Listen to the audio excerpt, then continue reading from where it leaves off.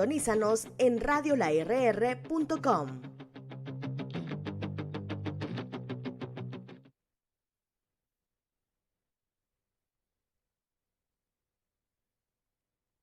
Buenos días El Salvador, 5 de enero, lunes. Sean bienvenidos a Con R de Rebeldes. Este es un espacio, este es un podcast que tenemos para compartir con todos ustedes debido a la desinformación, debido a la poca lectura, debido sobre todo a que necesitamos ampliar el panorama, tener elementos para poder ver la realidad que no es que se vive en El Salvador, la realidad que estamos viviendo en el mundo. El Salvador simplemente es un espejo, o es el reflejo del espejo de lo que está sucediendo en Latinoamérica probablemente, o en el mundo sobre todo. Hemos tocado temas en los programas pilotos del 2025, bastante generales, pero que nos llevan hacia dónde realmente se tiene la mirada del mundo, del globalismo, del imperialismo hacia todos nosotros y que nos van induciendo a un camino X. Soy Francisco Gómez, qué bueno estar con todos ustedes. Me acompaña Ramiro Navas. Tenemos dos visiones diferentes con vista oceánica, ¿verdad? De un lado y de otro. Está desde el otro lado del charco Ramiro Navas. Muy buenos días, buenas tardes, buenas noches, Ramiro. Estimado Francisco, qué gran gusto estar nuevamente por acá. Feliz año nuevo para todo el equipo de Radio La RR allá en cabina, para todos nuestros amigos y amigas que nos escuchan. Ha empezado potente el año, yo espero que hayan disfrutado ahí la gallina, el pollo, el chompipe, lo que hayan comido y lo que hayan podido compartir con sus familias el 24 y el 31, porque este año nuevo no nos ha dado descanso, ni a los salvadoreños, ni a los latinoamericanos, ni en todo el mundo. Pero aquí estamos, siempre cumpliendo con la tarea, empezando nuestra jornada del año 2026, siempre con la R de Rebeldes, Francisco. Bueno, fabuloso, Ramiro, qué agrado, reitero, estar con usted en este inicio del año. Creo que este tema va ad hoc a lo que sucede en el mundo después de el ingreso de tropas estadounidenses, de aviones, el buque, quien sea, hasta Caracas, Venezuela. Esto no es nuevo, esto no es primera vez que pasa en el mundo. Podemos retroceder siglos atrás. Mi esposa me hacía una comparación sobre, yo no soy bueno, eso ya lo saben, para las series, aunque he visto algunas, pero no me fijo mucho. No es mi onda. Decía de vikingos. Y ellos querían conquistar Francia, aunque no sabían cómo era Francia. Más o menos así entendí yo. Y viene desde esa época y yo puedo retroceder mucho más o podemos adelantarnos y podemos ver cualquier tipo de acción. Lo podemos ver desde el punto de vista, Ramiro, en que el grande siempre quiere atrapar al pequeño, dominar al pequeño, o que el pequeño haga lo que el grande le dice. Y eso pasa en cualquier circunstancia de la vida, en la cotidianidad. El que tiene más, manda al que no tiene o al que tiene menos. Y así sucesivamente. Hablamos de invasiones, hablamos de irrumpir en las fronteras, irrumpir la soberanía nacional. Si nos vamos a la Constitución, la Fuerza Armada de El Salvador existe para defender la soberanía nacional. Significa de lo que otros quieran hacer o venir a interrumpir en nuestro territorio. Pero hay mucha tela que cortar que la vamos a hablar hoy con Ramiro Navas. Ramiro, comenzamos. ¿Qué podemos entender por una invasión? ¿Fue esto lo que sucedió en Venezuela? Y de ahí nos vamos a ir trasladando a otros panoramas de cosas que han sucedido, y no solo que vienen desde los Estados Unidos, sino que desde un poder hacia otro. Acá hoy conversaba, para los que, bueno, como este es un podcast, busquen el programa del 5 de enero del 2026 con César Villalona, o sea, el programa de hoy que estamos grabando este podcast, donde hablábamos con César Villalona, que en la conferencia de prensa de Donald Trump ninguna vez mencionó la democracia, pero 27 veces mencionó al petróleo. Es narcoterrorismo, es terrorismo, es únicamente narcotráfico, bueno, cualquier cosa. ¿Qué es una invasión, Ramiro? Bueno, yo creo, Francisco, que has empezado esta edición del programa haciendo un marco bastante interesante y bastante útil para comprender no solo lo que está pasando en Venezuela este enero de 2026, sino el momento que está viviendo actualmente el planeta Tierra. La historia de la civilización humana es una historia de relaciones de poder. Es una historia en la cual desde los individuos hasta los grupos, las familias, los clanes, las naciones, las grandes sociedades se han confrontado a sí mismas en función de quién tiene más poder para someter a los otros. Eso forma parte de la dinámica de la sociedad, de la dinámica de los seres humanos. En todo están presentes, Francisco, las relaciones de poder. Claro, cuando uno piensa en esto, piensa precisamente en series como esta, como Vikingos, como Juego de Tronos, como La Guerra de la Galaxia. Las relaciones de poder y la dominación de unos sobre otros, nada más a través de la fuerza. Pero no, también hay formas más sutiles de relaciones de poder. En una casa, en un hogar, hay relaciones de poder.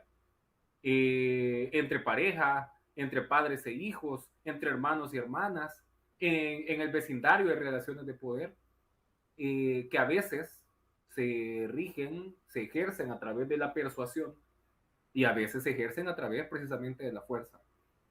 Los estados, las sociedades modernas están basadas sobre la idea de que el desarrollo integral de todas las personas y de todas las colectividades parte de precisamente usar el diálogo, usar la legitimidad, usar el convencimiento y no utilizar la fuerza. Lo que ha pasado en Venezuela, Francisco y amigos, amigas que nos escuchan, es una ruptura a todas luces de aquello que nos han enseñado que es una sociedad moderna, de aquello que se nos ha dicho siempre que hay que respetar, y una palabra tan utilizada y a veces tan poco comprendida como es la democracia. O sea, es una vulneración a los principios democráticos más básicos. Es un asunto de todo peligro, de toda emergencia. Y como vamos a desarrollar a lo largo de este programa varias ideas sobre esto, yo quiero empezarlo diciendo de esta manera. Dos cosas muy puntuales.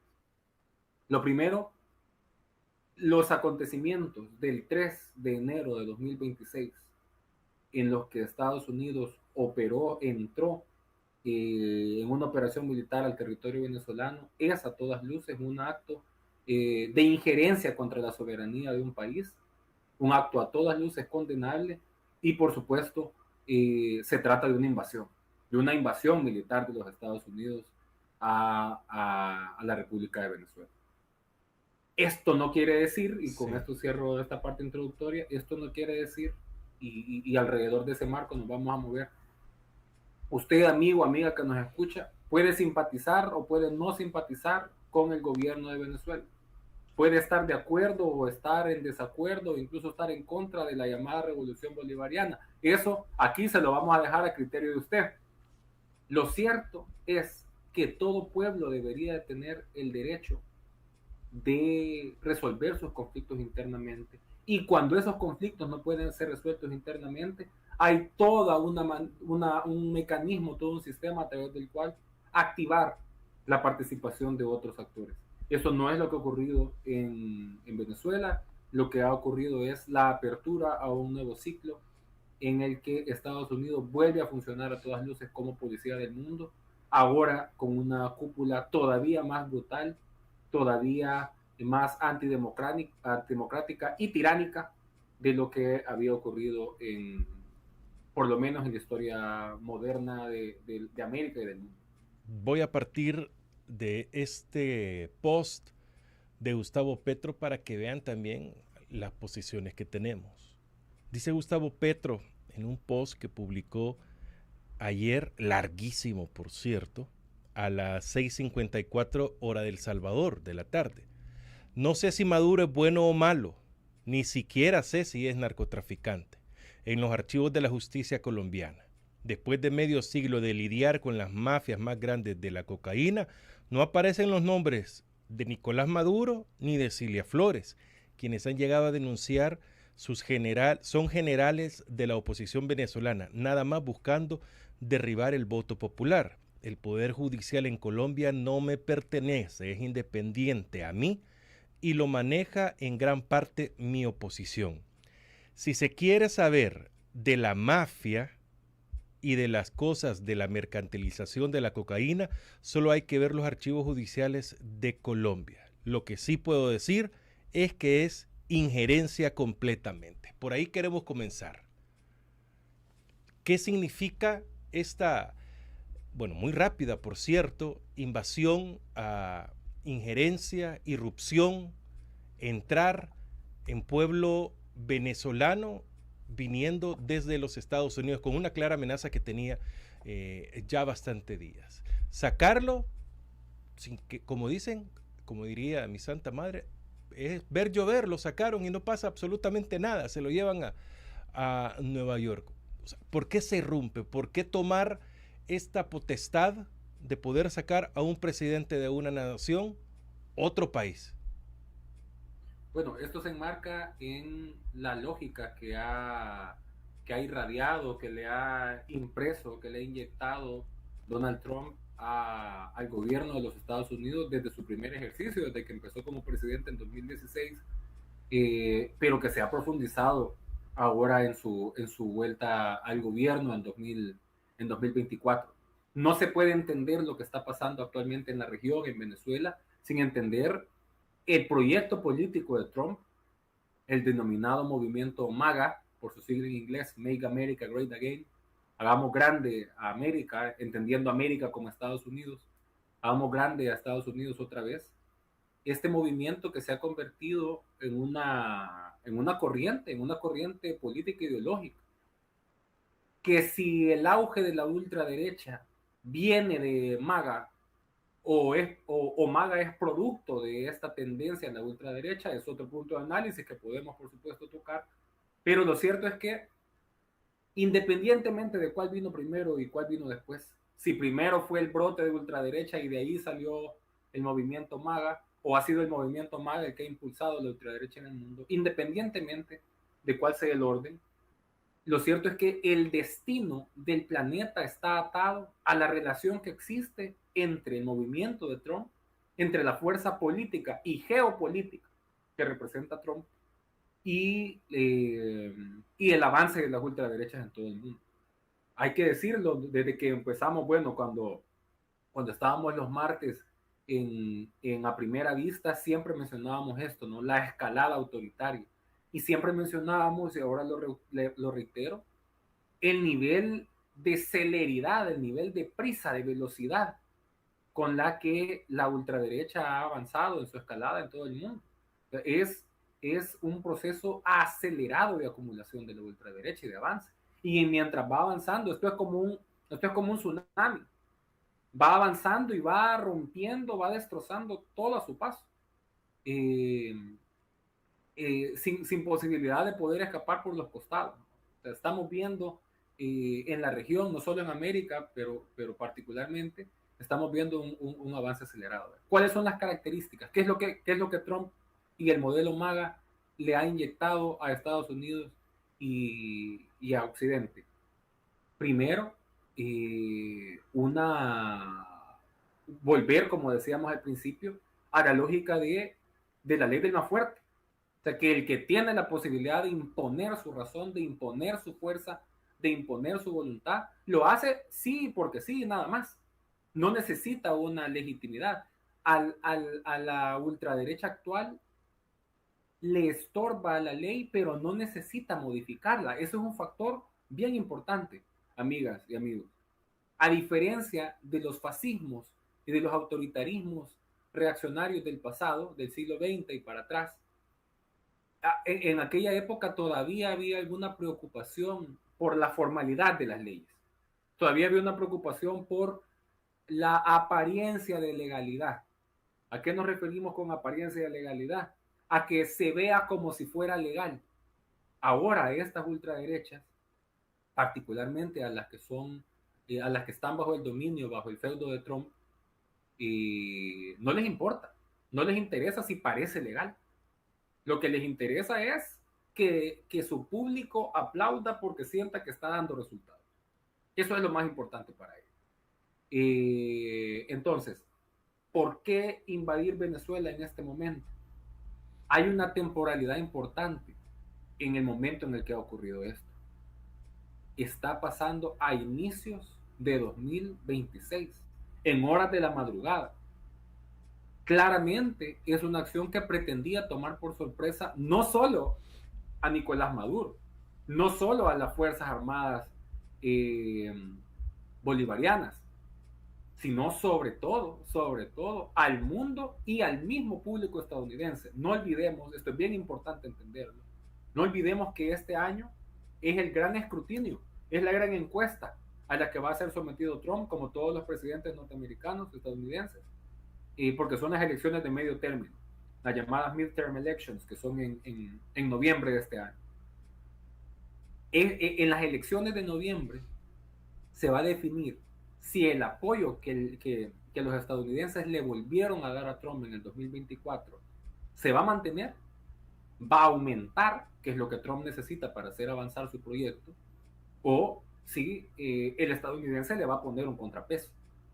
La tendencia indica, tal vez es muy pronto todavía para decirlo, pero la tendencia indica que el nivel de cansancio, que el nivel de reacción negativa contra el modelo de Trump está creciendo. Este asunto, esta polémica de la famosa lista Epstein, en la que Trump evidentemente está involucrado, obviamente le genera preocupaciones. Hay muchos analistas estadounidenses y extranjeros que dicen que esta es una reacción directa de Trump para desviar la atención con respecto a la lista Epstein. Pero aunque no fuera así, yo creo que también se alinea con los intereses que siempre ha tenido Estados Unidos como Estado y como potencia en la región y en el mundo. Y aquí, Francisco, creo que es importante hacer una aclaración importante y necesaria. El hecho de que Trump manifieste, de que el movimiento MAGA manifieste una versión más distorsionada, más abusiva, más ilegal, más autoritaria, más xenófoba de la ultraderecha, no quiere decir que sea un fenómeno totalmente apartado de lo que siempre ha representado Estados Unidos como potencia en el mundo. O sea, aquí lo que estamos es ante un estilo más acelerado, más brutal, de defender lo que siempre ha representado los intereses de Estados Unidos en la región. La llamada doctrina Monroe, la doctrina del patio trasero. Ellos lo dicen abiertamente. Hoy Trump lo dice sin esconderse. Se creen los policías y los garantes de la región. ¿Por qué? Porque van detrás de los recursos. Esto, si ustedes han escuchado o han visto análisis sobre lo que está pasando en Venezuela, no solo ahorita, sino desde siempre, entenderán, por supuesto, que el elemento central desde que hay que entender cualquier cosa que pasa en Venezuela es por la gran reserva de petróleo que representa en el mundo. O sea, tiene un peso, el petróleo venezolano tiene un peso potencial tan grande en la economía global que, por supuesto, que un matón como Trump va a hacer lo que sea para echar mano de ello y que eso se alinee con los intereses de Estados Unidos. Entonces, aunque es bien fácil caer en la trampa, diría yo, de enmarcar esto nada más en el eje de, bueno, como Trump es de derecha y Maduro es de izquierda, esta es una confrontación tradicional entre izquierda y derecha. O sea, sí tiene de eso, por supuesto, porque a un gobierno de derecha Trump no le ha hecho una cuestión similar. Pero, aparte de la contradicción, digamos, entre una potencia de ultraderecha y un proyecto político que se define como izquierda, aparte está ese interés político, ese interés económico y ese interés geopolítico. Trump ha dicho abiertamente que su interés es el petróleo de Venezuela que va a administrar el petróleo, que Estados Unidos va a administrar el petróleo venezolano. Y esas son las claves sobre la base de la cual hay que entenderlo. Trump necesita con urgencia plantearle a su electorado, plantearle al votante estadounidense, que esta lógica de Make America Great Again, que esto de hacer a Estados Unidos grande de nuevo, implica volver o sea, afirmar la posición de Estados Unidos como potencia hegemón, como potencia dominante en el planeta Tierra, ahora que está tan reñido con China, particularmente con el bloque de BRICS. Entonces está bastante orientado por eso. Ya sea por una cortina de humo con lo de Epstein, que yo no lo descartaría, pero sobre todo, pienso yo, por el criterio de oportunidad que encontró Trump con el hecho de aprovechar esta situación para hacerse del recurso natural que posee Venezuela. Ahora, Ramiro, hoy es Trump, ayer fue Biden, Obama, Bush y así vamos hacia atrás. Pero el país es el mismo, el invasor siempre es el mismo, Ramiro. Y siempre buscando, como dicen, los intereses únicamente de los Estados Unidos. ¿Por qué entonces celebra la población venezolana? O parte de la población venezolana. Vaya, ahí también esto, como la naturaleza de este espacio, de este programa con R Rebeldes es ser un espacio de pensamiento crítico, que promueve el pensamiento crítico, contrario a lo que creyeran a la gente que no le gusta que tengamos este espacio, que piensa que este es un asunto de propaganda. Aquí no hacemos propaganda.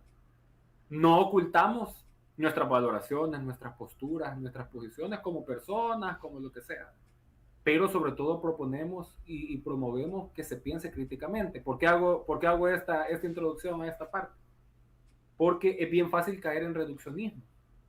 Y quienes realmente queremos ver un cambio profundo en la sociedad, tenemos que combatir los reduccionismos, incluso aquellos que le favorecen a nuestra postura. ¿A qué nos referimos con reduccionismo? A ver las cosas por encimita.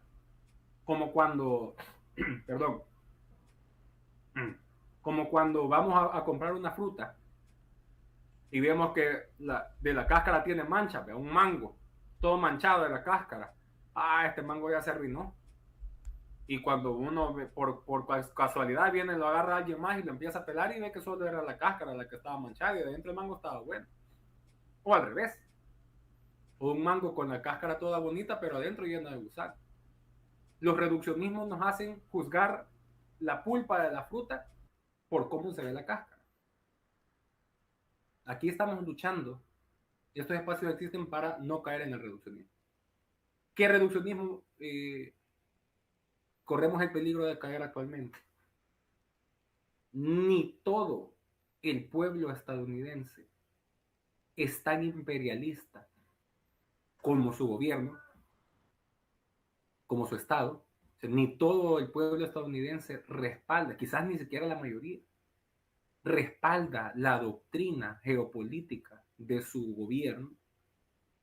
Ni toda la sociedad venezolana tiene una visión única o uniforme sobre lo que está pasando en su país, y eso es legítimo y hay que entenderlo. Y yo sé que a la gente que tiene una lógica un poco más como campista, como de bloque, le es más cómodo hablar desde posiciones como los míos los buenos y los tuyos los malos. Yo creo que esa es una trampa que hay que evitar sin perder de vista la forma en la que funciona la sociedad. Entonces, que haya gente de Venezuela que esté celebrando lo que ocurre, parte, primero, no sabemos si es la mayoría o son menos, porque no es como que cada venezolano o venezolana esté expresando ahorita su opinión. Yo me atrevería a decir que la mayoría es la que está a la expectativa de lo que va a pasar, sean simpatizantes con la revolución bolivariana o sean de oposición. O sea, la alegría de quienes están alegres y la cólera de quienes están enojados parten de la incertidumbre de lo que va a pasar con su país. Y en este momento ni las bases de la revolución bolivariana ni las bases de la oposición tienen una idea certera de qué va a pasar con su país. Entonces, eh, yo desde fuera, ¿verdad? Como todos nosotros, como los que no somos venezolanos, obviamente para nosotros es preocupante que haya gente que esté contenta porque un país extranjero les meta militares y les bombardee, porque además estamos hablando de que hay muertos. O sea, es un poco triste y un poco desesperanzador ver que haya gente que se está alegrando porque hay una invasión de este tipo y que haya venezolanos muertos porque al presidente de otro lado se le ocurrió llegar a azotar con fuego en la madrugada. Entonces, a qué nos lleva eso? ¿A qué nos lleva eso? A que el proceso que viene después para Venezuela, después de lo que ha ocurrido, a todas luces va a ser complejo. O sea, esto no ha sido un final. Quienes están planteando, ya sea a favor o en contra, quienes están planteando que, que el secuestro, porque al final es un secuestro, no se puede decir que es una captura, es que el secuestro de Nicolás Maduro, quienes plantean esto como un fin, ya sea un fin en negativo para quienes están a favor de la revolución bolivariana o un fin a favor para los que son de oposición, lo están viendo al revés. O sea, este es el principio de una etapa demasiado compleja para Venezuela. Y vale la pena hacer un análisis de los actores. ¿Vea? Yo, por ejemplo, haciendo un análisis sobre la oposición venezolana, una de las más grandes figuras perdedoras en todo este proceso es María Corina Machado y su entorno. Que, o sea, la primera impresión que le dio a todo el mundo cuando pasó lo de Venezuela es, vaya, aquí la oposición venezolana se va a rearmar, se va a configurar, van a poner al frente a María Corina o van a poner en frente al otro señor, a González. Edmundo González. Lo van a poner a cualquiera de ellos y van a dirigir un gobierno de transición. ¿Y qué dijeron Trump? ¿Y qué dijo Marco Rubio? Marco Rubio, que ha sido un aliado histórico de larga data de la oposición venezolana. ¿Qué dijeron? No. Trump dijo, no tiene el apoyo. No tiene el apoyo de la gente, dijo Trump. Eso es un dato, no es menor, ese dato hay que ponerle atención. No, dijo, ella no tiene el apoyo de la gente. De momento, todo pinta a que quien va a conducir ese proceso de transición es la persona que según la legalidad venezolana está prevista para hacerlo, que es la vicepresidenta, la que ahora está como presidenta en funciones, Delcy Rodríguez.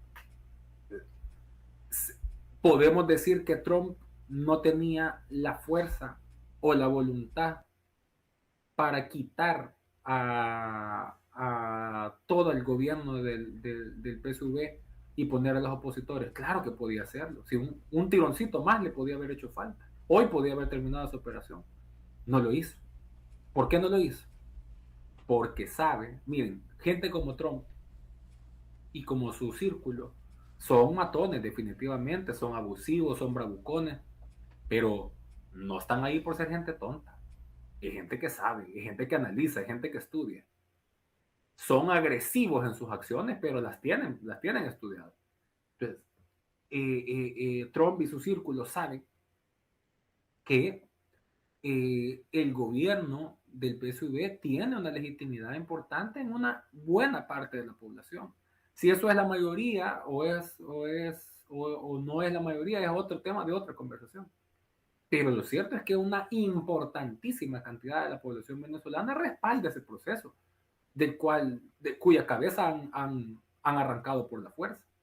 Entonces, la decisión de los Estados Unidos de no tumbar enteramente el gobierno actual y de además negarse a hablar sobre elecciones, que eso es otra cosa relevante. A Marco Rubio le preguntaron, no me acuerdo en qué medio fue, creo que fue en Fox, que le preguntaron si venían elecciones para Venezuela, que cuándo venían las elecciones para Venezuela. Es muy prematuro, es muy pronto para estar hablando de elecciones. Y le dijeron, bueno, y se va a restablecer como el discurso de los simpatizantes con la oposición venezolana es que le robaron la elección a Edmundo González. Y le dice, bueno, ¿se va a hacer prevalecer? No, dijo Marco Rubio. No, dijo, esa elección no fue legítima.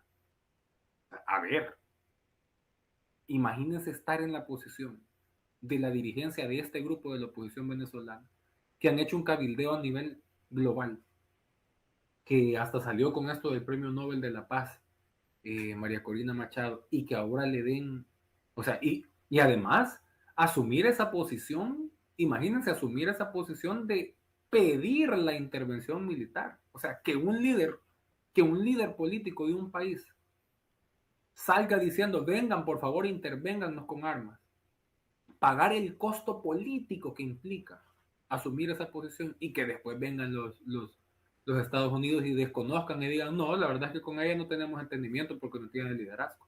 Es una posición bastante complicada, bastante complicada.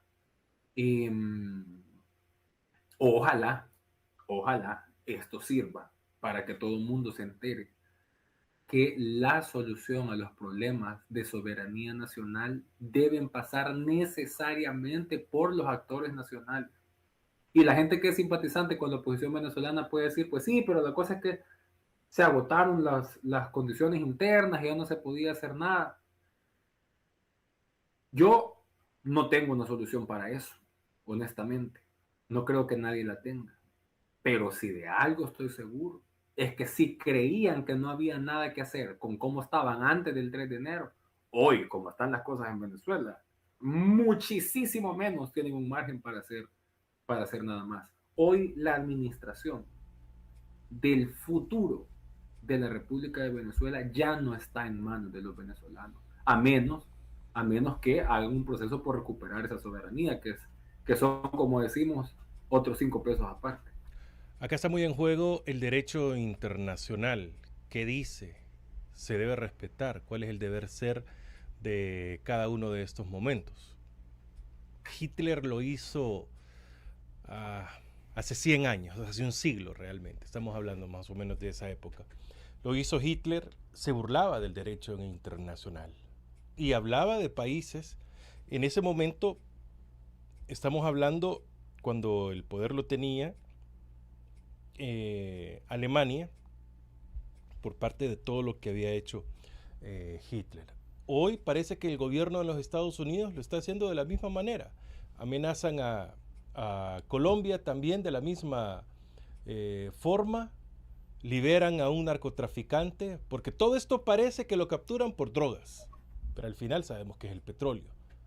Liberan a Juan Orlando Hernández hace menos de un mes y él dice de que a él lo condenaron prácticamente porque no se llevaba bien con el gobierno de Joe Biden y porque pertenece al partido del próximo gobernante de Honduras, que es el que le apoyó. Todas estas son justificaciones, Ramiro. Bueno, ellos intentan que sean justificaciones, pero lo cierto es que sus propios hechos lo contradicen y de hecho la misma oposición en Estados Unidos, uno de las líneas argumentales que tiene contra Trump, y en esto vuelvo a lo de los reduccionismos, no es un asunto de buenos y malos, que en este momento el establishment, la alta dirigencia del Partido Demócrata se esté oponiendo a Trump, no quiere decir que estén opuestos necesariamente a las cuestiones profundas de lo que Trump ha hecho. Tienen un problema con las formas, tienen un problema con que no les pide permiso, tienen un problema con que de alguna manera lo va a utilizar para su beneficio personal. Pero también administraciones demócratas han hecho esto, pues. Obama, Clinton, incluso Carter, pues, que fue una administración que después de alguna manera Jimmy Carter, dentro de todos los males, intentó por lo menos hacer un poco más salvable. Pero en administraciones demócratas, sabemos cuál ha sido la postura que han tenido, que o sea, el pilar del imperialismo estadounidense se sostiene de 2 patas, de la pata del Partido Demócrata y de la pata del Partido Republicano, que a su vez están sobre la superficie de los billonarios y trillonarios del capital estadounidense, ¿verdad? Que son el verdadero poder que controla el mundo. Ahora, hasta los mismos demócratas con su historial ya conocido, con sus conocidas credenciales, ¿qué es lo que le señalan que entre otras cosas, qué es lo que están señalando a Trump? Primero eso, ¿verdad? Que no pidió los permisos, que no siguió los procedimientos, pero además con este asunto de Juan Orlando, me dicen, bueno, lo que estás haciendo es justificar el asunto con el tema del narcotráfico. Y acabas hace un par de semanas de indultar a un presidente en condiciones similares que estaba acusado por lo mismo. O sea, no se sostiene el discurso. Y cuando le preguntan en la conferencia de prensa a Trump sobre este señalamiento de los demócratas, que le dicen, mire, pero los demócratas dicen que entonces, ¿por qué usted hizo con Juan Orlando Hernández? Y la respuesta de Trump es, no, lo que pasa es que Juan Orlando fue una persona perseguida por Joe Biden, por la administración Biden, y que se le hicieron pasar muy mal porque no pensaba como ellos. Hasta ahí. Ni siquiera se dio a la tarea de decir, es que es inocente, es que es mentira de lo que lo están acusando. No lo hizo. Solo dijo que el problema que tenía Juan Orlando Hernández era que no era de la simpatía de la administración Biden. O sea, no se ocultan, no se esconden. Claramente están persiguiendo intereses comerciales, intereses geopolíticos. Sobre los comentarios que ha hecho, además, o sea, no ha tardado en cargar no solo contra Nicolás Maduro, sino contra otros presidentes de la región. Lo que ha dicho particularmente sobre Colombia, sobre México, es grave, es alarmante. O sea, de Colombia acusó al presidente Petro de estar en narcotráfico, de que está loco, de que manda de que Petro manda drogas para Estados Unidos. De Claudia Sheinbaum, de la presidenta de México, dijo que ella le cae bien, que es una buena persona, pero que ella no tiene el control, que los carteles tienen el control de México y que algo tienen que hacer los Estados Unidos con respecto a eso. Hasta de Canadá dijo que estaba considerando cerrar las fronteras. O sea, ¿qué está haciendo? Está aprovechando este momento para apuntar sus cañones contra otro gobierno de la región. ¿Y cuál es el tema? ¿Cuál es el asunto central? Que si ya se le permitió hacer esto una vez, tiene la puerta abierta para hacerlo todas las veces que se le antoje. Hemos llegado hasta este punto del programa, Francisco, sin referirnos a El Salvador. Yo creo que es la vez que más nos hemos tardado antes de hablar de nuestro pequeño gran problema doméstico. Pero ahora es necesario hacer el ejemplo. Lo que pasó, por ejemplo, cuando nosotros denunciábamos la injerencia, el tema de la reelección, es que decíamos, si una vez dejamos que se pasen por encima de la ley, que se lo salten, esto va a seguir pasando, esto va a seguir ocurriendo porque dejamos la puerta abierta. Y tal cual, desde que rompieron la primera ley, desde que hicieron lo del 9 de febrero, desde que hicieron lo de la sustitución de los jueces, eso siguió pasando. Porque dijeron, bueno, la puerta está abierta, nadie la cierra, nadie nos dice no pasen, entonces seguimos pasando. Es lo mismo que va a pasar en los Estados Unidos. Trump ya está hablando sobre el tema de una reelección, que la ley en Estados Unidos lo prohíbe. Trump ya está haciendo intervenciones militares de estas características, sin pasar ni siquiera por el Consejo de Seguridad de la ONU, sin pasar por su propio parlamento. Entonces, ya lo hizo una vez, nada. Si no tiene consecuencias, nada le exime de seguirlo haciendo. Sobre esto de la reacción internacional, creo que también es importante analizar la reacción que han tenido el bloque de gobiernos progresistas de Hispanoamérica.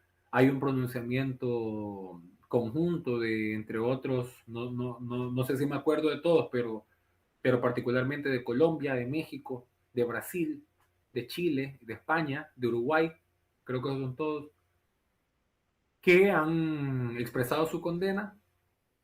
A mi juicio, esto puede ser un gusto particular. Creo que para el peso moral que tienen los presidentes que han suscrito ese comunicado, creo que se queda incluso corto.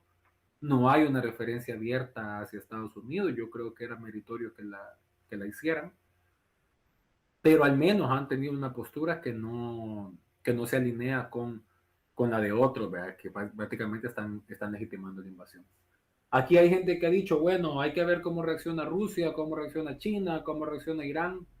Yo diría que es muy poco probable ver una reacción como la que muchos están esperando. Y tanto Moscú como Beijing entienden las implicaciones geopolíticas de reaccionar ante lo que ha hecho Trump. Muy difícilmente lo hagan. Máxime cuando no es un derrocamiento total del gobierno venezolano, sino el secuestro de Maduro, pero queda la vicepresidenta, ¿no? Y, y también hay que decirlo, pues en el tema de las potencias, las cosas no se mueven como uno piensa. Y no todo es blanco y negro, hay un abanico entero de grises, de cosas que pueden ocurrir, ¿no? No todo es por afinidades, no todo es por bloques ideológicos, a veces hay intereses en juego y a eso habrá que darle seguimiento. ¿Quién pierde en estos juegos? ¿Quién es el que siempre sale lavando los platos que ya están rotos? Los pueblos, la gente. Por eso, en todo análisis, en toda acción, en toda expresión sobre lo que está pasando en Venezuela, debe priorizar al máximo y la solidaridad con el pueblo venezolano. Como ya se dijo en Y algún momento, Ramiro, esto no es de izquierdas, no es de derechas, es de libertades, es de democracia, es de intereses lo que está pasando. Realmente, como usted menciona, el, todos los que, bueno, la mayoría de los que acompañaban a Nicolás Maduro continúan. Hace unos minutos Jorge Rodríguez ha sido elegido que va a continuar como presidente de la Asamblea Nacional en, en Venezuela. Eso es un mensaje claro, que continúa, bueno, yo creo que decían que habían cuatro eslabones o cuatro pilares sobre Venezuela. Con la salida de Maduro quedaron tres. Pero de los tres, siempre hay uno que es, no sé si más fiel, si es el, el que tiene mayor disciplina, y las posiciones de Diosdado Cabello distan mucho a las de Padrino, a las de los Rodríguez. Diosdado Cabello parece que tira un poco más al lado de Maduro, no solo con su discurso, sino las acciones que está tomando. Pero ¿cuántos están con Diosdado Cabello? Y realmente, ¿quiénes son los que van a mandar en Venezuela?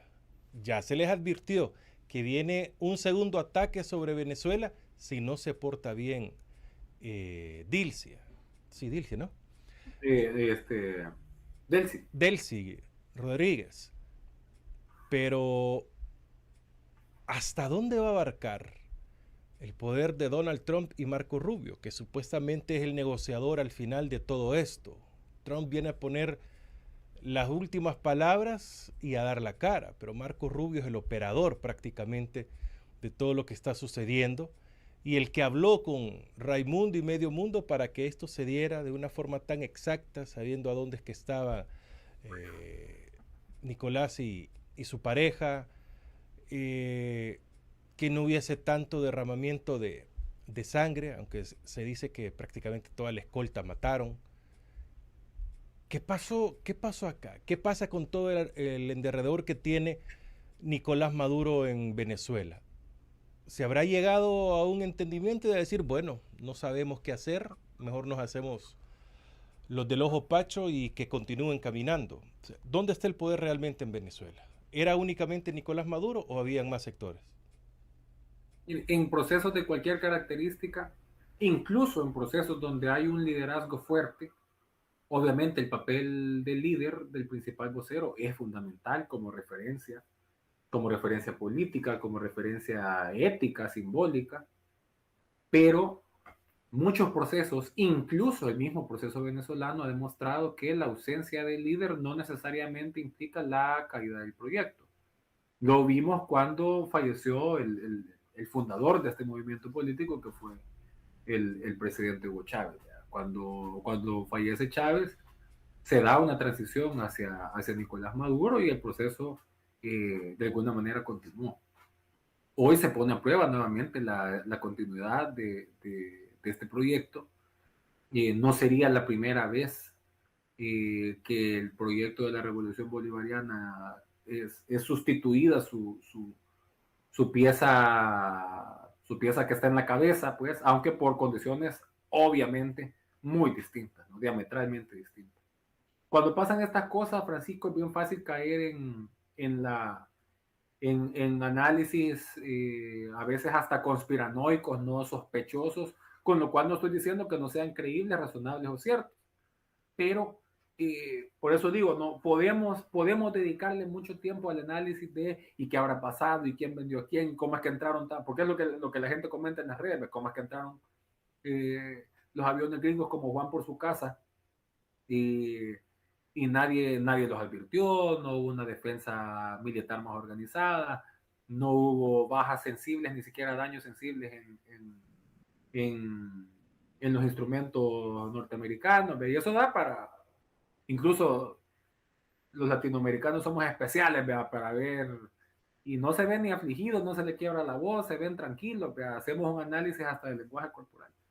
Pero yo creo que más allá de eso, sin desmerecer los análisis, el punto central aquí es, ya sea porque fue una acción de alguna manera hablada, negociada, como dicen algunos, o que fue una acción verdaderamente que tomó por sorpresa al gobierno venezolano, nada de eso quita que estamos hablando de una potencia invasora ejerciendo una acción imperial sobre un pueblo, sobre un estado soberano.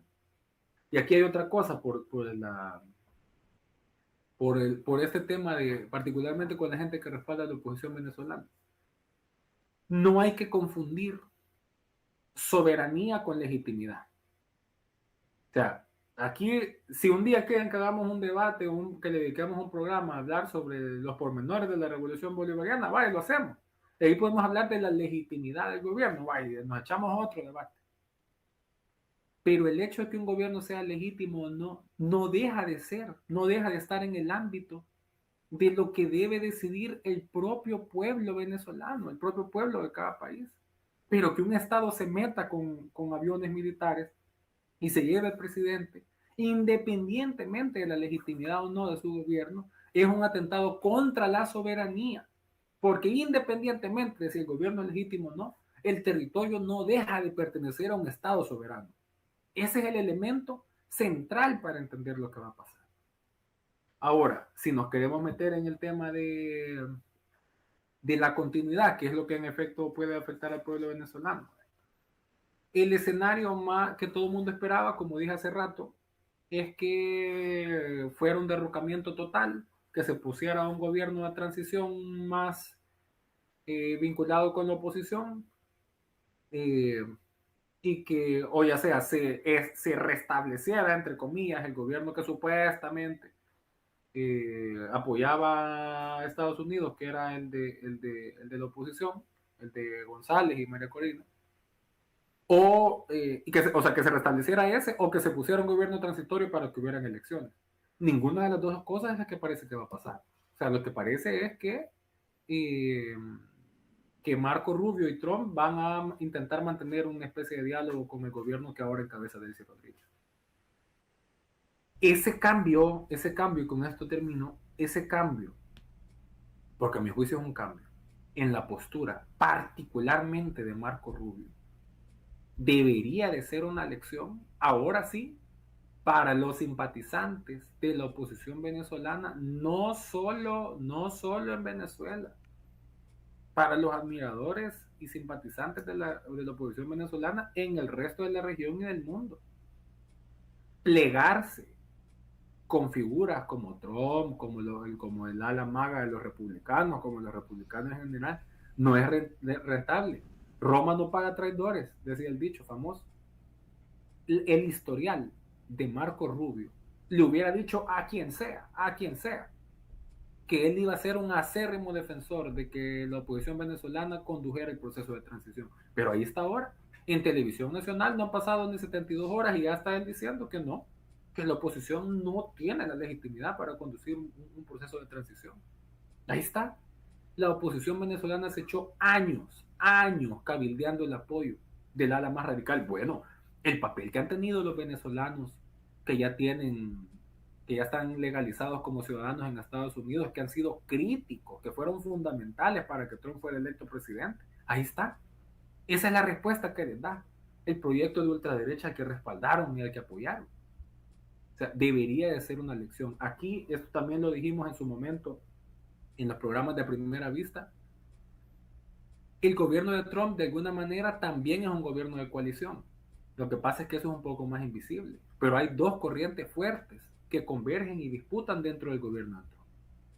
Yo les pongo así, los criptobros, que son esta gente como Elon Musk, todos estos que andan en la lógica ultralibertaria, la derecha alternativa, ¿verdad? Que son como un poco los más radicales, como Steve Bannon, Elon Musk, todos estos. Y que su rollo, vaya, estos que andan con el rollo del Bitcoin y todo ese asunto, ¿verdad? Y si quiere ver cómo se ve esa gente, váyase a meter allá al Tunco, y ahí los va a encontrar, tienen tribus ahí que se han asentado en El Salvador. Pues toda esta gente representa un modelo de gobierno, que son ante todo empresarios que quieren hacer, o sea, trillonarios que quieren seguir acumulando dinero, y son ultra pragmáticos. No les importa negociar con chinos, con rusos, con iraníes, no les importa. No les importa la religión, no les importa la ideología, lo que quieren es imponerse en el mercado, sustituir la lógica de la economía global. Estos son los criptobros. Y tienen un proyecto ultra liberalizador de la economía y del Estado. Quieren reducir el Estado al mínimo porque su utopía es que los mercados rijan libremente. Pero hay otra corriente, que son los halcones, que es la tradicional ultraderecha estadounidense, que por encima del interés económico, que por supuesto es profundo, tienen un interés grande en el dominio de Estados Unidos como potencia global del Estado estadounidense. Ahí está Marco Rubio y la ultraderecha republicana más tradicional. Entonces, que el hecho ahora de que Rubio haya cambiado su postura con respecto a la oposición venezolana, o que se esté plegando a esta lógica de que la oposición no tiene legitimidad, puede obedecer a dos cosas.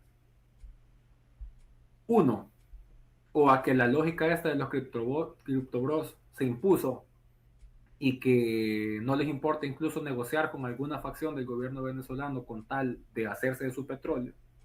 O dos, que esta ala de los halcones, en el ánimo de favorecer el posicionamiento de Estados Unidos como gran policía del mundo, está dispuesta a deshacerse de sus aliados tradicionales, como puede ser la oposición tradicional venezolana, y generar ellos su propio ecosistema político en la región. Estas son contradicciones que pudieran sonar a chambres, pudieran sonar a un análisis lateral, pero son esenciales, porque determinan lo que va a pasar, no solo, insisto, no solo en Venezuela.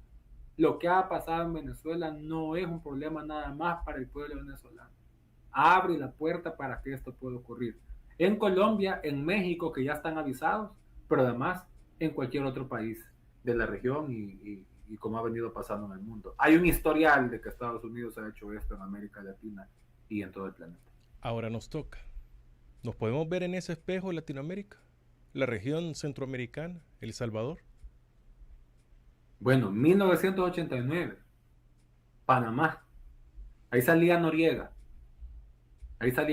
Y para quienes no se acuerden, eso está ahí en internet. Yo no había nacido todavía cuando pasó ese asunto, pero lo tengo claro porque es un caso de referencia. Ahí salía el Noriega con el machete y presumía de ser un gran aliado de los Estados Unidos. Y ahí está, se lo llevaron. Bueno, para mí el caso más emblemático, el caso que mejor representa lo que está pasando ahora en Venezuela, fue la famosa operación Power Pack Power Pack se llamaba. La Power Pack de República Dominicana en el 65, cuando sacaron a Trujillo. Trujillo, un hombre de los Estados Unidos en América, uno de los dictadores más crueles, con el respaldo total de Washington y de Miami.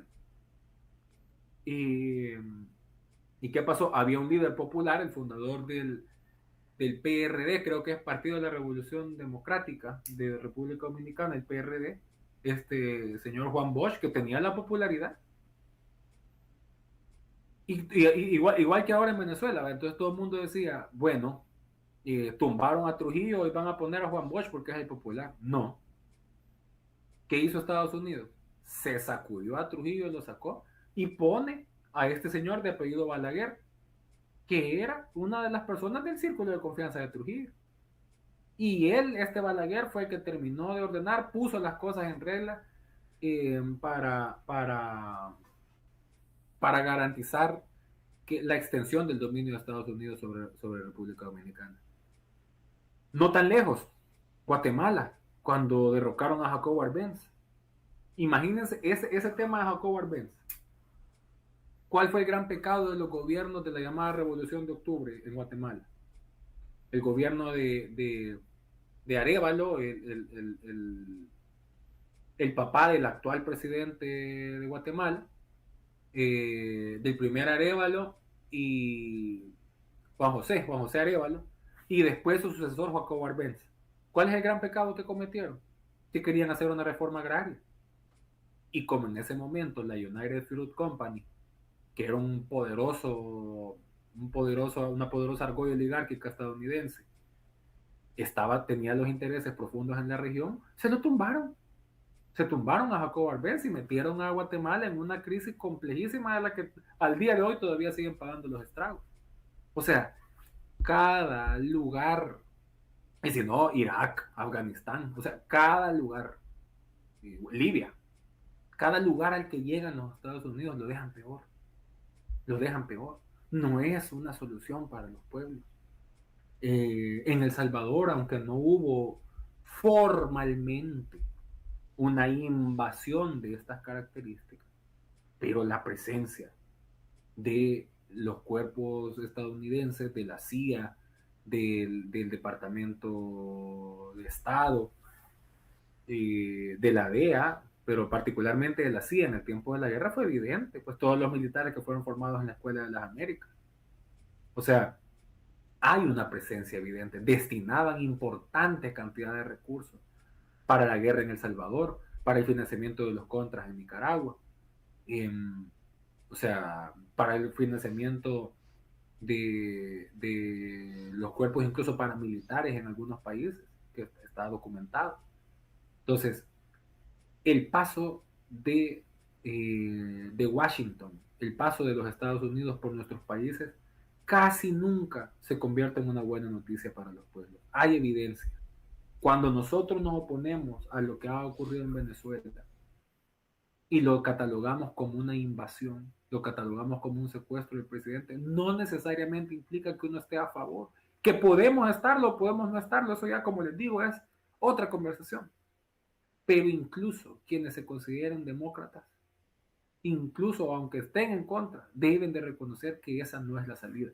Y cierro este bloque diciendo esto. Aquí quienes nos conocen, quienes ya nos ubican, saben que en este espacio hemos planteado que el rumbo de nuestro país, de El Salvador, no va orientado hacia un punto que nos va a dar más justicia, más derechos. Y que aquí, al menos en mi caso, soy una persona que nunca ha ocultado que quisiera ver a El Salvador marchando en un rumbo diferente. Y que en este momento pienso que el gobierno de El Salvador actualmente nos va a llevar a una catástrofe aún peor de la que ya vivimos. Y por supuesto que yo quisiera ver un cambio de gobierno. Eso no es secreto para nadie. Pero si a mí me dicen el día de mañana, mira, van a llegar unos aviones de cualquier país extranjero, del que sea. Van a llegar unos aviones y lo van a sacar y van a bombardear San Salvador. Como mínimo me lo pensaría, pero estoy convencido que por mucho que yo quisiera ver un gobierno diferente en El Salvador, una alternativa popular, democrática en El Salvador, estoy seguro que no estaría de acuerdo con que esa vía sea sobre la base de la intervención de una potencia extranjera. No es así. ¿Por qué? Porque lo que va a venir después va a ser todavía mucho peor. Lo que va a venir para cualquier país invadido por los Estados Unidos va a ser mucho peor que lo que sea lo que estén enfrentando en este momento.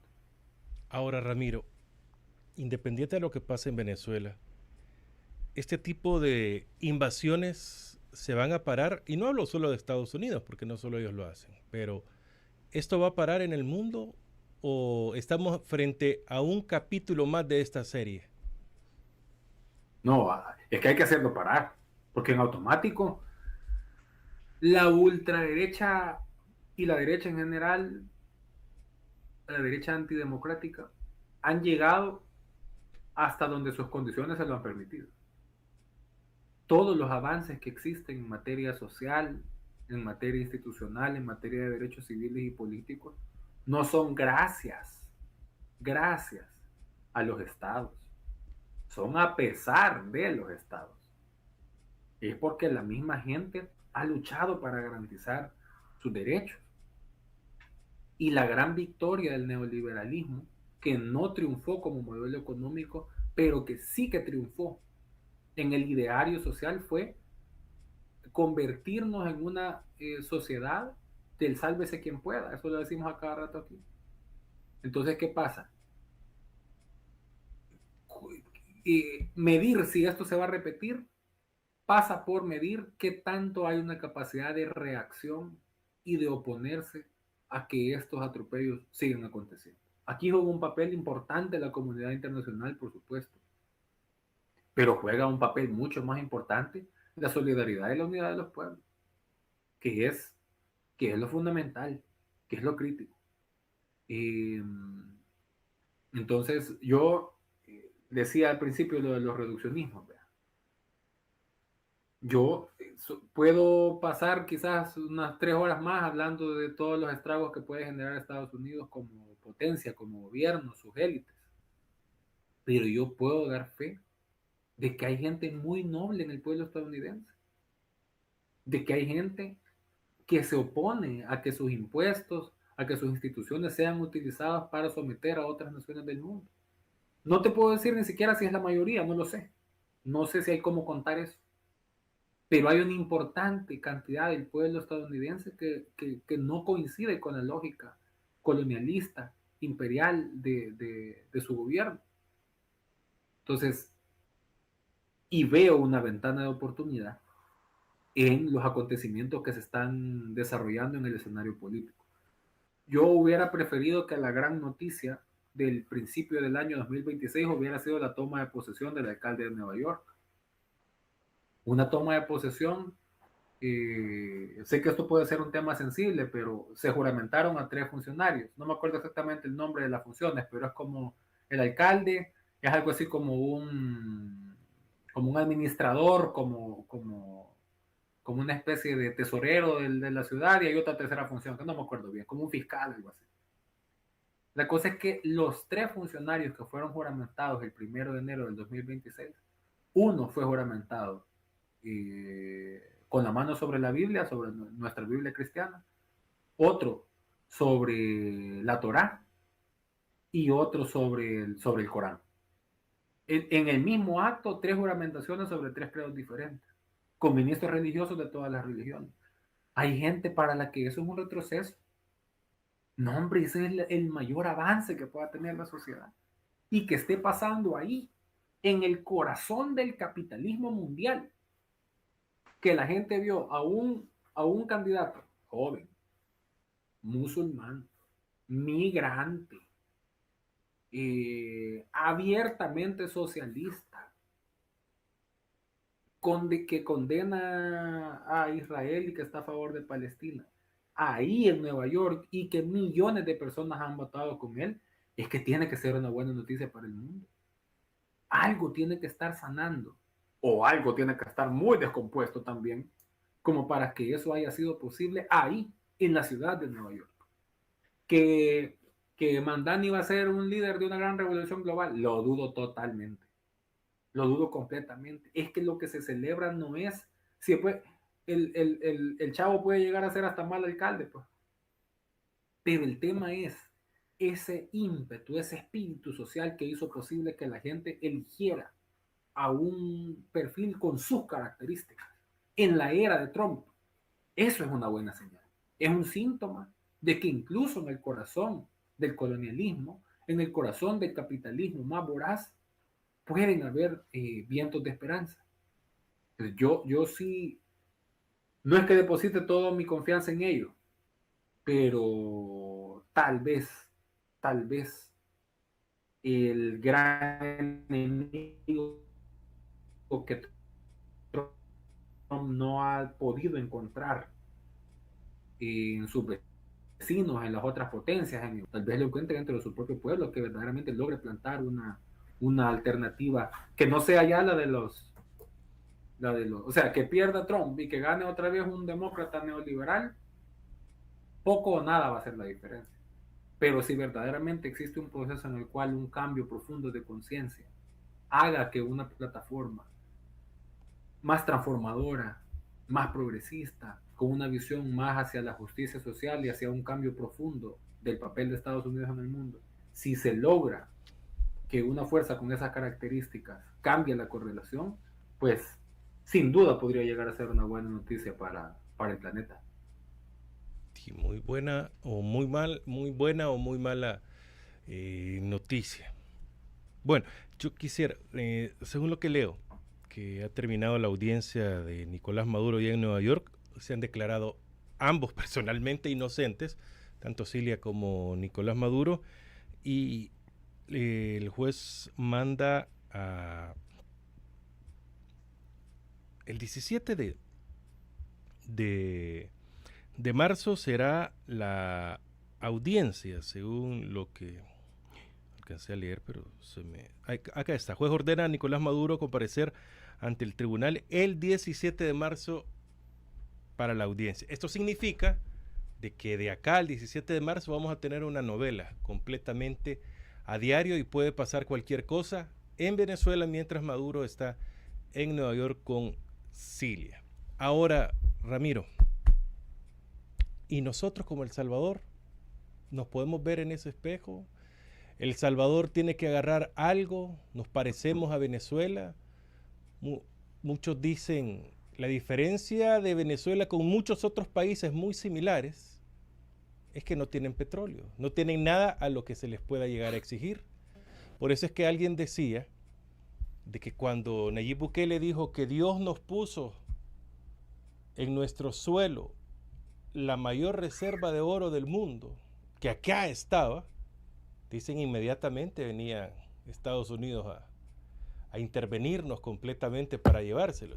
Pero si vimos que no pasó absolutamente nada, significa que es una falacia completa. De encontrarse minerales en cualquier país del mundo, estos van a ser invadidos. Y es la característica principal de lo que ha pasado desde que asume Donald Trump en las 6 invasiones que han hecho, terminando en Venezuela. Todos tienen que ver con minerales, Ramiro. ¿Qué podemos vernos nosotros en lo que ha pasado en Venezuela? ¿O simplemente somos espectadores desde afuera que vamos a apoyar, o sea, el país va a apoyar lo que diga Trump?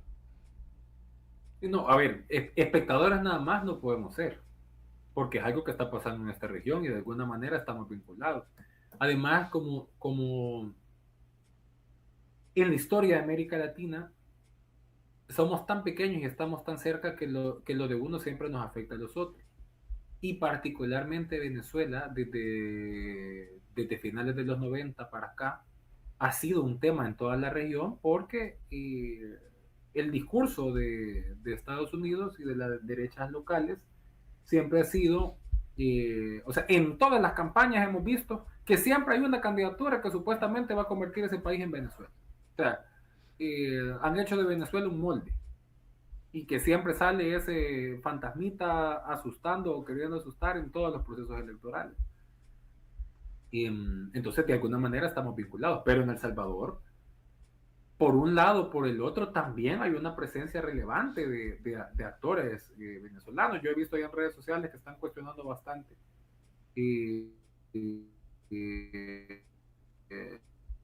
la presencia de la oposición venezolana y no que eran militantes de vaya y me tomas la foto, vea. O sea, gente que estaba en nivel de toma de decisión de la oposición venezolana, que ahora forma parte de los niveles más altos del círculo de toma de decisión del buquelismo, que andan con el discurso de que se oponen a la dictadura y al autoritarismo, y no solo han participado, sino que han sido los artífices, los arquitectos del modelo autoritario que impera actualmente en El Salvador. Entonces, claro que es un tema que nos toca directamente como salvadoreños. Ahora, aquí como hay varias cosas desde donde se pueden ver. Nunca, nunca ha sido exacto que a ningún país le digan aquí se va a convertir en Venezuela. ¿Por qué? Porque somos países diferentes. El tamaño es diferente, la composición social es diferente, el tema del recurso es diferente, por supuesto, y eso es un factor que totalmente incide. Estados Unidos tuvo interés en nosotros, en El Salvador particularmente y en Centroamérica, cuando sentían que la influencia de un proyecto alternativo al monopolio occidental les estaba llegando a lo que ellos dicen su patio. ¿Por qué invirtieron tanto dinero y se metieron tanto en Nicaragua, en El Salvador, en Guatemala? Porque estaba el efecto de Cuba.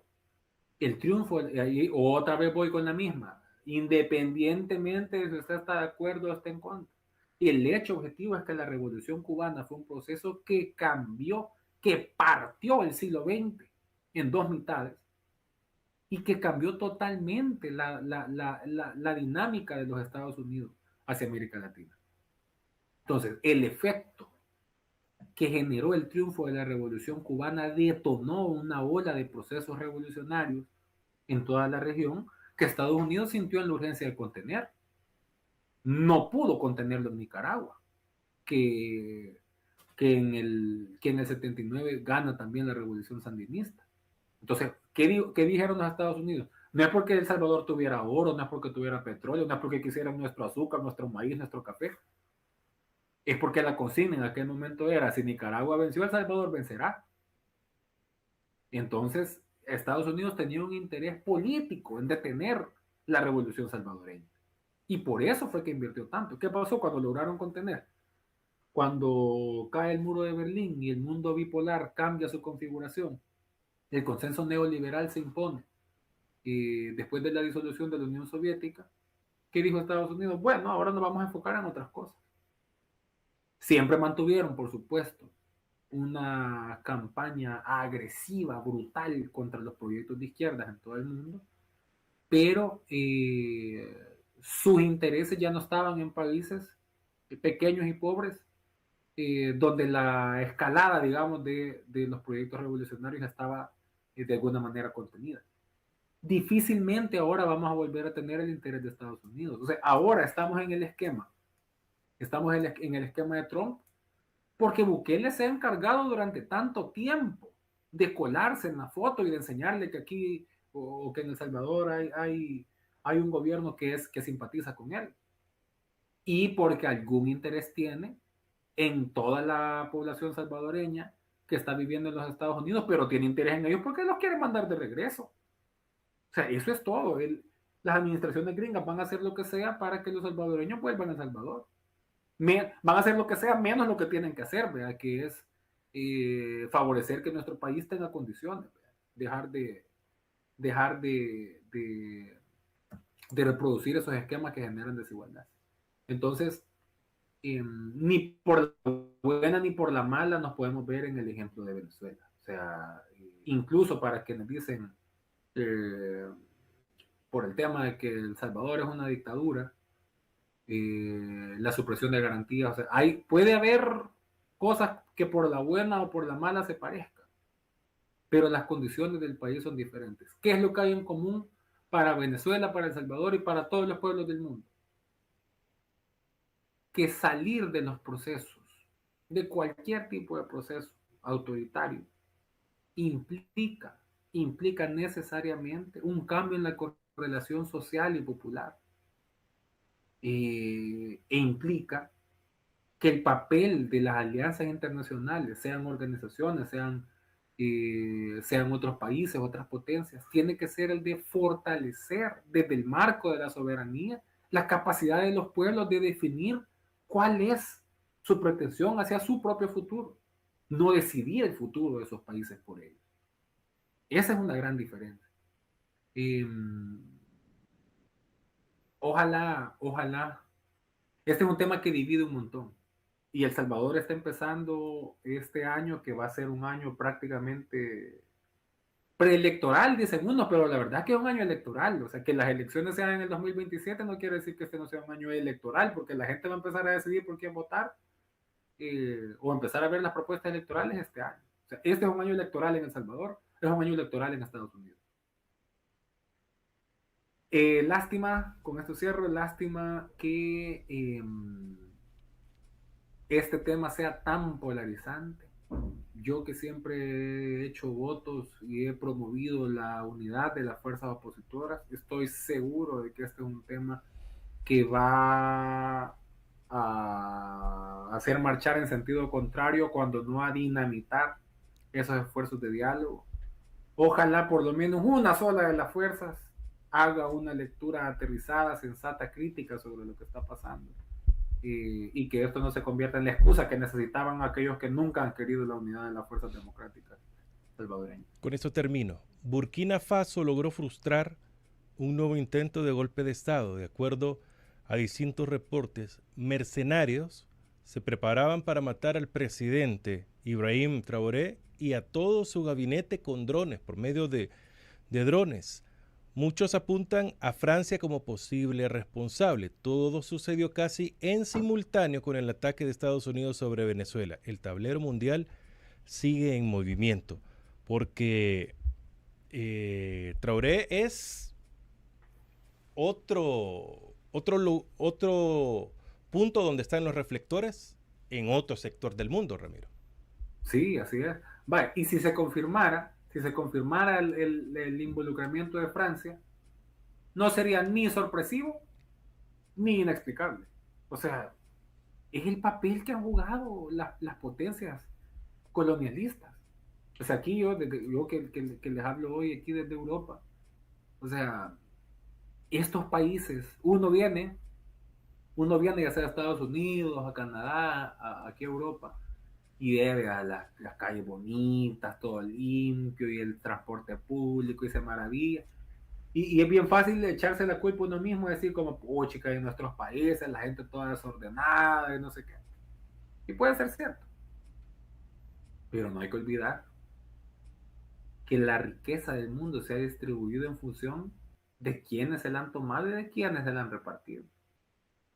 La riqueza de los grandes países se basa mayoritaria y casi totalmente en los siglos y siglos que llevan expropiándola de los pueblos y sobre todo de los pueblos más pobres, a los que las potencias han empobrecido. Sobre Francia, a propósito, yo creo que como dato curioso, sin meternos a analizarlo más de la cuenta, la principal vocera, el principal rostro de la ultraderecha francesa, que fue de las primeras a las que empezamos a tenerles miedo, porque fue de las primeras con discurso de ultraderecha que empezó a ganar terreno, Marine Le Pen, y se pronuncia sobre el tema de Venezuela, y Emmanuel Macron, presidente de Francia, se pronuncia también sobre el tema de Venezuela. Macron, supuestamente de centro o de centro derecha, dice excelente, no dice excelente lo que ha pasado, pero dice, bueno, que se respeten las garantías y ojalá que Edmundo González conduzca el proceso, el de centro. Y Marine Le Pen, la de ultraderecha, condena lo que ha hecho Estados Unidos en Venezuela y llama a un restablecimiento del orden. El mundo al revés, el centro legitimando una invasión y algunas ultraderechas o algunas posturas de derecha condenando. Entonces, ¿por qué saco este ejemplo? A veces no todo es blanco o negro, hay una enorme escala de grises. Solo el pensamiento crítico, el sentido de análisis de la realidad nos permite identificar, encontrar luces en medio de tantas sombras. ¿Cuál es el criterio que nos tiene que ayudar a discernir y a decidir? Ese criterio debe ser la dignidad de los pueblos. Todo aquello que dignifique a la gente, a las familias, a las mujeres, a los hombres, a los niños. Todo aquello que les haga vivir una vida mejor o que les plantee soluciones estables y duraderas para sus problemas, eso es lo que hay que apoyar, independientemente de nuestras afinidades previas. A veces cuesta desprenderse de las afinidades previas. Yo tengo bastante claro, y esa es mi opinión muy personal, que me representa a mí nada más que a mí, que desde los proyectos que se definen como de izquierda, es mucho más fácil encontrar alternativas, propuestas, proyectos, soluciones que se enraícen más en soluciones para la gente que de proyectos que se denominan como derecha. Esa es mi preferencia, pero además mi convicción y parte de un análisis que procuro compartir. Pero eso no quiere decir que todo aquel que venga con una banderita y que diga que es de izquierda es porque tiene la razón absoluta y por eso lo vamos a apoyar. Eso es un error letal, grave. Y decía, ya no, que no me acuerdo si era Mario Benedetti. Ya se me ha olvidado el autor, un escritor. Benedetti creo que era. Que decía que o Borges, no me acuerdo, que decía que lo único más terrible, no, era Saramago, que lo único más terrible que una derecha muy diestra es una izquierda muy siniestra. De eso a eso hay que ponerle atención. Yo sigo aprovechando cada espacio posible para invitar a que no nos quedemos nada más con lo que vemos en los medios de comunicación tradicionales y en las redes sociales. Hay que analizar, hay que profundizar, no hay que quedarse en la capa superficial, y encima de todas las cosas hay que poner el interés superior de los pueblos de vivir dignamente, de alcanzar su felicidad en soberanía, en dignidad y desde lo colectivo. Bueno, Ramiro, muchas gracias por habernos acompañado, dar luces de lo que está sucediendo, saber leer los momentos. Esto mañana puede cambiar completamente el panorama y quedar quizá nosotros como personas que adelantamos algún criterio que no era así. Pero como esto se va a ir moviendo, depende cómo los intereses lleguen a la satisfacción de quien nos está solicitando. Pero gracias. Y bueno, la próxima semana nos vamos a reencontrar acá en un episodio más de Con R de Rebeldes. Hoy estamos en el episodio número 4 hablando de la invasión. Ramiro, muchas gracias. Gracias, Francisco. Gracias, amigos y amigas de la RR. Siempre estamos acá pendientes, listos para aportar con nuestras ideas, con nuestros planteamientos y propuestas para una mejor sociedad, para un mejor. Bueno, muchas gracias a Ramiro Nava. Soy Francisco Gómez. Gracias por habernos acompañado con R de Rebeldes en larr.com.